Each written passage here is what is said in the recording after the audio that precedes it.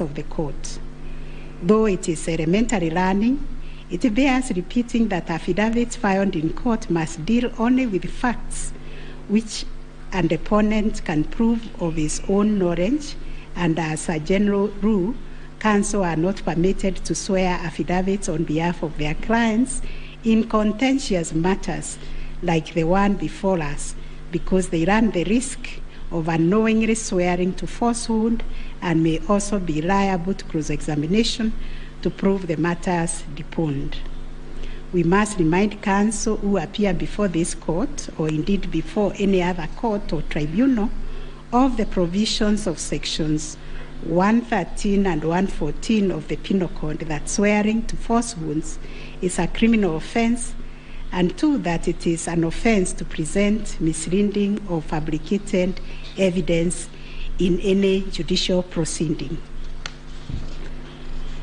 Section 114 of the Penal Code states, and I quote, "Any person who swears falsely or makes a false affirmation or declaration before any person authorized to administer an oath or a declaration upon a matter of public concern, and at such circumstances that the false swearing or declaration, if committed in a judicial proceeding, would have amounted to perjury, is guilty of a misdemeanor." One of the most serious losses an advocate may ever suffer is the loss of trust by judges for a long time.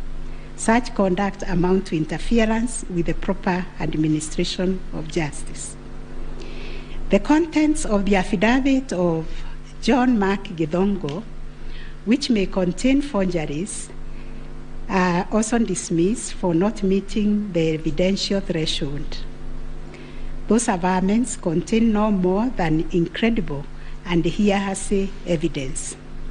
No admissible evidence was presented to prove the allegation that Forms 34A were fraudulently altered by a group situated in Karen under the direction of persons named in the affidavit and video clip attached to it. As a matter of fact, these two affidavits amount to double hearsay and incapable of being proved at each of the rears.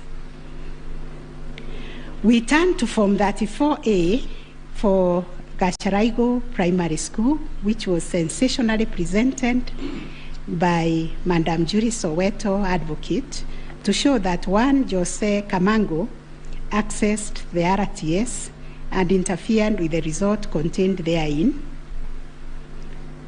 This also turned out to be no more than hot air, and we were taken on a wild goose chase that yielded nothing of probative value.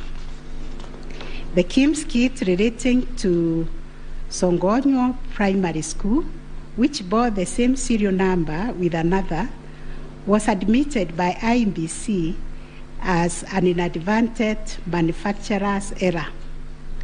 We are also satisfied that the two kits and other identifying features that were markedly different, including the timestamps and polling code, and therefore nothing turns on this anomaly. Therefore, to the question whether there was a difference between Forms 34A uploaded on the IBC public portal and those received at the National Tallying Center and those issued to the candidates' agents at the polling station, we have found none.